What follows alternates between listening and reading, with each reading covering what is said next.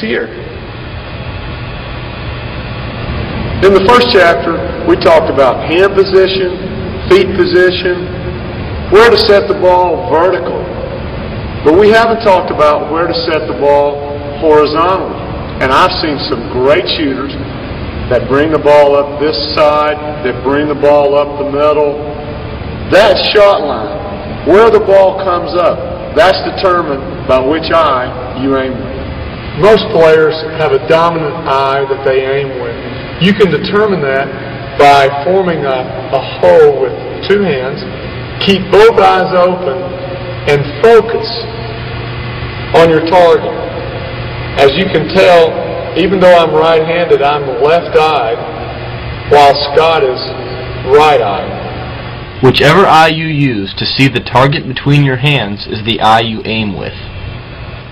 If I'm right-handed and right-eyed, my shot line is on my right eye. I want the ball to travel up that shot line, or as close to it as possible, up that shot line when I take my shot. If I'm right-handed and left-eyed, my shot line is over here. I want the ball at least as close to my shot line as possible. Now that's a matter of moving the ball from here to here, traveling up the center of the ball. Center of the body. It's a matter of a difference between this and this.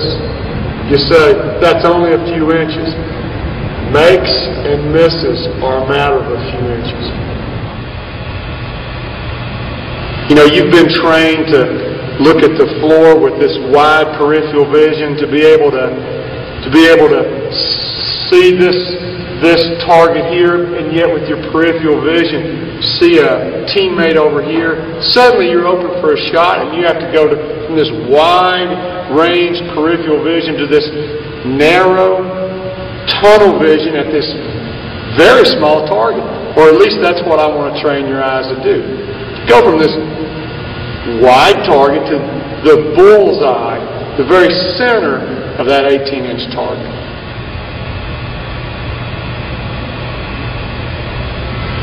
The first way to train your eyes is to locate the goal as early as possible. Many players don't actually locate the target until they pick the ball up and they're in the process of shooting, then they'll locate the goal. I want his eyes to locate the goal as early as possible, and not just the goal, but that tiny target. I want another half second or more to locate that bullseye. So I want Scott to take a couple dribbles. On his last dribble, I want him to be locating the goal. He doesn't need to look at his dribble. The longer your eyes are on the target, the greater your accuracy.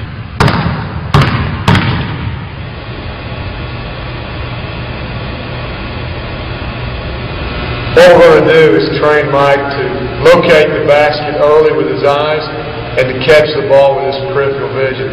We're going to do that by making him touch the sideline, come into the shot, locate the rim first, and the pass will come in the air. He'll catch it with his peripheral vision. Okay, Mike? Watch as Mike locates the goal early with his eyes, then uses peripheral vision to catch the pass. This gives him more time to see the bullseye, which leads to more makes. After practicing this technique, Mike learns to catch passes almost entirely with his peripheral vision. The third way to train your eyes is to shoot the loops. You can't stop and paint a bullseye on the rim. There's no need to. There's some natural, small targets already attached to the rim, the loops. All you need to do is position yourself so that this is dead center of the target. Line your shot line up. You're going to focus so hard on this half-inch target that you get a headache. You're going to keep your eyes on it from the beginning of your shot to the finish. Don't take your eyes off it. Don't follow the ball in flight. Keep your eyes on that until the ball goes through the hoop. You can catch one of these rungs from almost any angle. Let's say that you've moved over here There's still a rung that you can find dead center of the go, like this one. Watch as Scott positions himself so that his shot line is lined up with a loop on the rim. This technique is strictly for training. Scott is learning to quickly find a target and then focus on it. Standard rims have 7 loops that face inbounds, so there are 7 different spots from which you can train your eyes.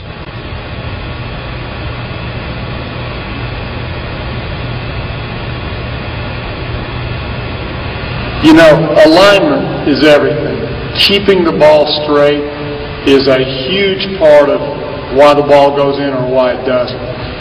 To keep the ball straight, our body must be straight.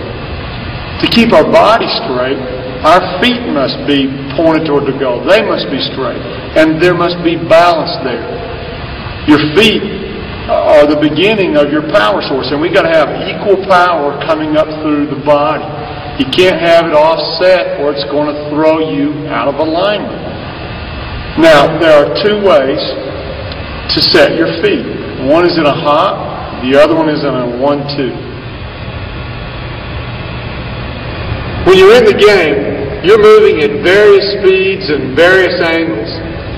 You need to get your feet square and balanced and pointed toward the go before you take your shot. Now, there are only 2 possible ways to do that. One of them is the hop, the other one is the 1-2. Let's first take a look at the hop. Some coaches call it a jump stop, a 2-foot jump stop. The reason is you're actually going to jump, get some air under your feet, and land with both feet hitting the ground at the same time, square, underneath you. It's a good all-purpose way to land square and balanced. Even moving at an angle, it allows you to turn and square while you're in the air. It allows you